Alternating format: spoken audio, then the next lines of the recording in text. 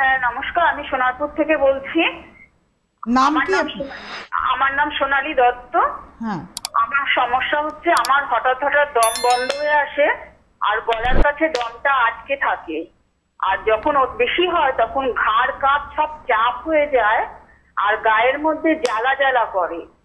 তা আমি ইসিজি করেছি, ইসিজি রিপোর্ট ভালো আছে, কিন্তু তার সত্ত্বেও আমি অনেক বছর ধরে এই রোগের জন্য ভুগছি। কোনো ডাক্তারবাবুই বলতে পারছেন না যে কেন, কিসের জন্য আমার এই প্রবলেমটা হচ্ছে। আপনি মানসিক সমস্যার ওষুধ খেতেন কখনো? হ্যাঁ, আমি এখনো খাই, নার্ভের ওষুধ খাই। মানে আমি ভাবছিলাম হার্টের কথা জিজ্ঞাসা করবেন, মানসিক রোগ মানে নার্ভের রোগ। কমপক্ষে 5-6 বছর খাচ্ছেন তো মানসিক সমস্যার ওষুধ? 5-6 বছর, হ্যাঁ তারও বেশি খাচ্ছি।